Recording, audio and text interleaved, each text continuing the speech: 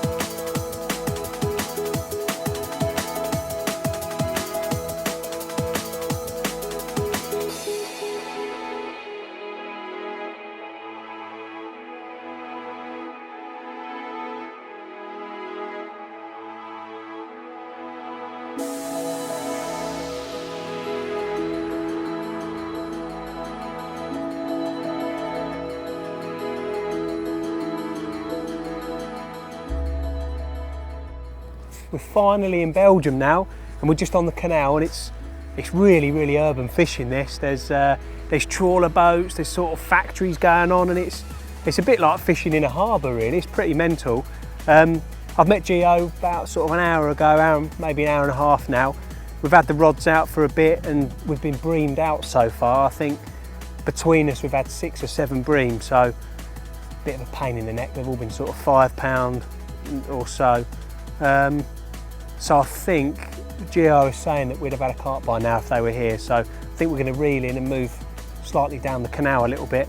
But it's pretty mad fishing. The line's just sort of draping over this bit of concrete here, and yeah, it's as urban as you like, which is very different to what I'm used to, but exciting all the same because there could be anything in here. So yeah, we're going to reel in now, move down the canal, and hopefully I'll latch into my first Belgian carp. Fingers crossed.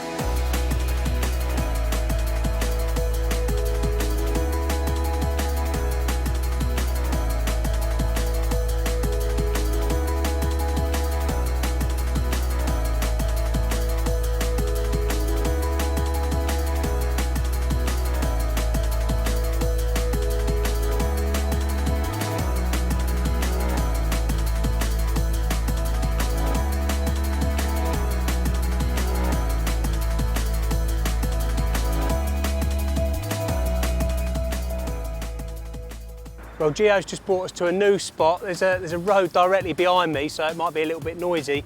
But it's a spot where there's some warm water running in from one of the factories there. And as we all know, carp love that oxygen in the water, and particularly if it's a little bit warmer than the rest.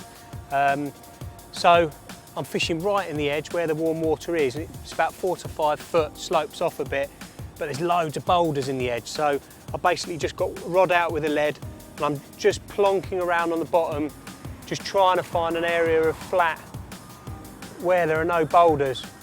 I've got braided main line, so I'm feeling it very easily.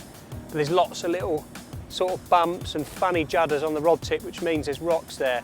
But all of a sudden, I'll come an inch or so off the boulders. There's just a big lorry crashing through there. it'll go nice and flat. So just where I'm donking now is nice and flat. I'm going to clip on the rig, remember the spot, and leave it there. Hopefully I might eventually catch my first Belgian carp. See how it goes.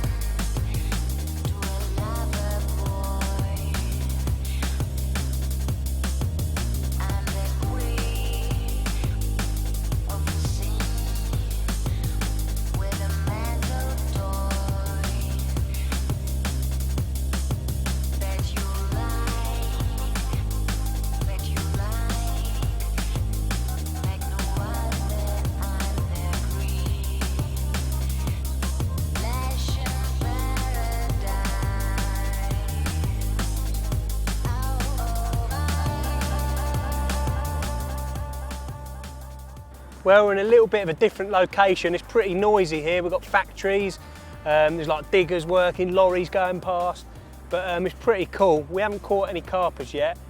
We just had brasums, as they're known over here. I think we've had 6 now. But we're at a different location. It's looking good, but I thought I'd just talk you through a little bit about the bait that I've brought here. I brought a real sort of fishy bait. I brought Odyssey XXX. Every fish likes Odyssey XXX. It's fishy, it's full of GLM powder, there's high betaine amounts in there, and all carp love it. It's pretty instant bait, but I'm giving it a little bit of a kick as well, just to give a little bit more scent off in the water. And as I'm throwing some of the baits in, you can actually see some of the oil coming off, so it's definitely causing a bit of attraction in there, and so far the bream are liking it. But yeah, I'm pretty sure the carp are going to as well. All I'm using is some of the new salmon extract. This is the liquid salmon extract, full of omega-3 fish oils, real goodness, lots of amino acids, and the carp absolutely love it. All I'm doing is just giving the boilies a bit of a coat. Just undo the lid there. Yep, so all I'm doing is just pouring it over the top of the baits, like so. I've already got loads in there, so I'm not going to go over the top. Now, for the purpose of this, I am going to get my hands dirty. I normally use a little scoop to sort of swash it around a bit, but I'm going to get my hands dirty. Give them a mix, make sure all the boilies are covered. Can put a lid on, give it a shake as well. But what you'll be left with is a really, really appealing bait. You'll notice that some of the salmon extract, there's actually pure salmon, sort of pure salmon meat in there, and that's actually clinging some of the boilies, and that'll give off some of the lovely aromas, some of the smells, the tastes in the water that carp absolutely adore. So each bait there is full of goodness. Oh, there's another big tractor gone past. And I'm hoping these Belgian carp are going to love it. I'm sure they will.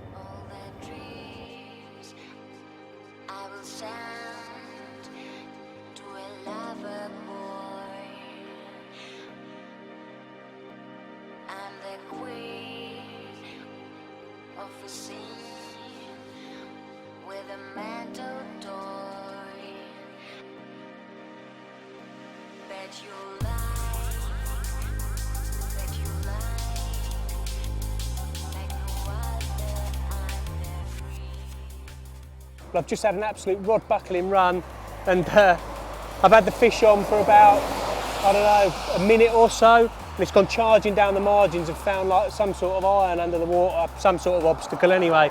Gio said it was pretty treacherous down there, hence like the 50-pound leaders that we're using. But yeah, unfortunately that one found a snag. It looked like a bit of an animal, to be honest. I'm absolutely gutted. It's just started raining as well, but there's hope. I'm just going to get another rod out now, and hopefully I'll get one.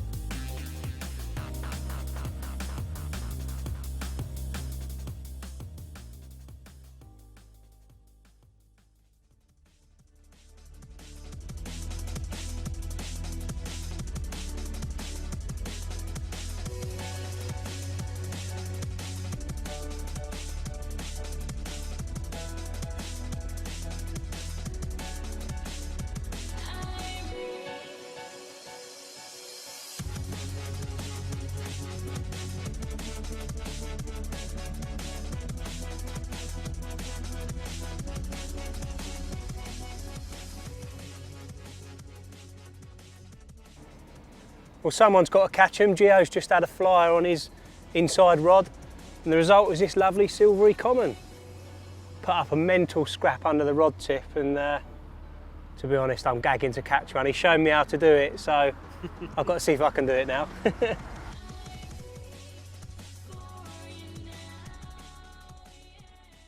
Well, no sooner had Gio's fish ripped off, or as soon as we put it back even, I was just tying up a rig for tonight, and my rod's ripped off. A couple of single bleeps and it absolutely charged off on a tight line. And we've managed to get this one free of the snags, hopefully.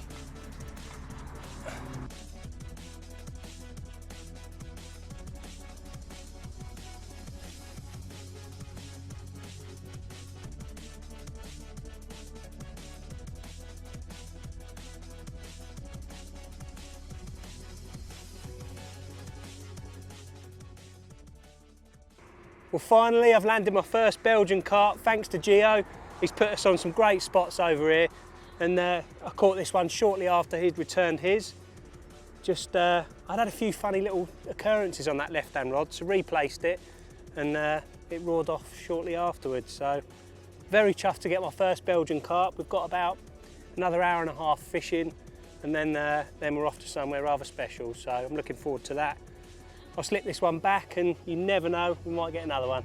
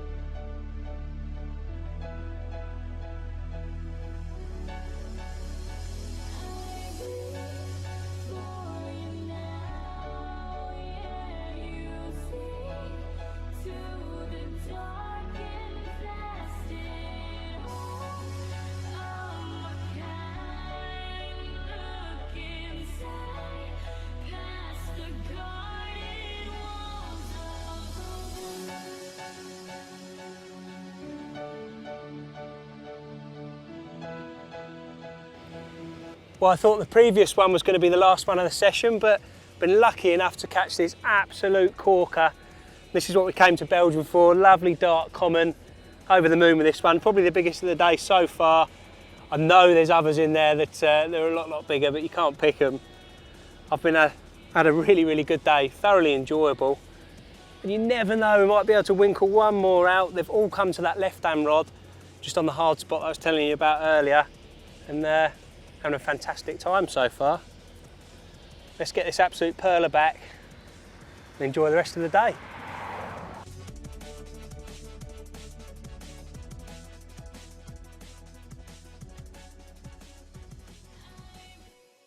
I just thought I'd reflect on the day today. It's been pretty incredible, really. We haven't caught anything massive, but I've managed to catch my first Belgian carp and ended up with sort of 5 or 6 in the end. It's been pretty amazing day, because Gio was saying that many people sort of catch 1 or 2 over a weekend, but I've been very lucky that he knows the spots. He's put us on the spots here, and we've got sort of warm water coming in, and it's all about location on these big canals. You know, the carp could be anywhere, so I've been lucky, but I also think I've fished well today, and there's been a few things that I think have stood me out a little bit, really, and helped catch what we have done. The bottom of the water is really rocky. There's big boulders. You'll see that I'm like sitting on like a almost little cliff face here. And when I'm donking around, I can feel, I'm using braided mainline, so I'm getting absolute maximum feel compared to mono. There's no stretch, you can feel absolutely everything. And when I'm donking the lead around, quite often it'll sort of judder, and I can tell exactly and feel exactly when it's in the rocks, and obviously that's no good. A lot of the time people think, oh, that's nice and that feels like a nice donk, but it's actually in a rock and you're not presented at all.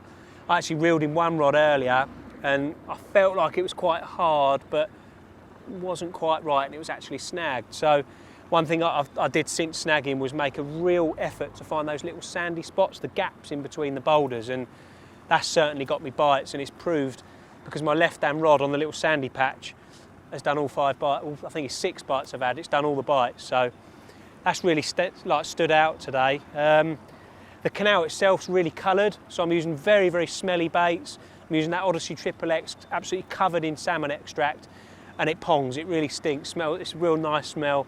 And there's a lot of taste to it as well with the betaine.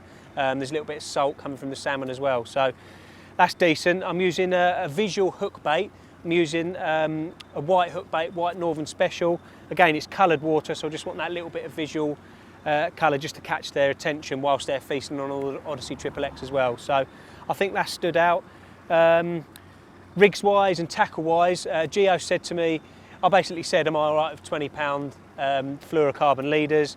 He pretty much laughed at me and said, no, you need to double that or even triple that. So I went and got myself some snag leaders. They're 55 or 60 pound snag leaders, and without them I wouldn't have landed these fish. There's metal rods down in the water that are covered in rust and mussels and all that kind of thing. They're really sharp, so the snag leaders really help. So I have come prepared for the job, again thanks to Gio, because I wouldn't have done.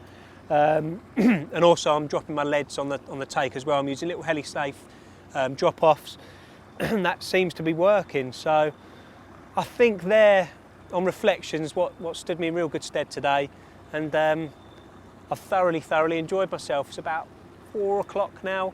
Gio's just nipped out, he's coming back to pick us both up, and we're off to somewhere special. I'm not sure we can do much filming there because it's a little bit special, the place we're going to. But if I catch something, I'll let you know. Other than that, we're going to hop in the car and make a move. So big up to the Belgian.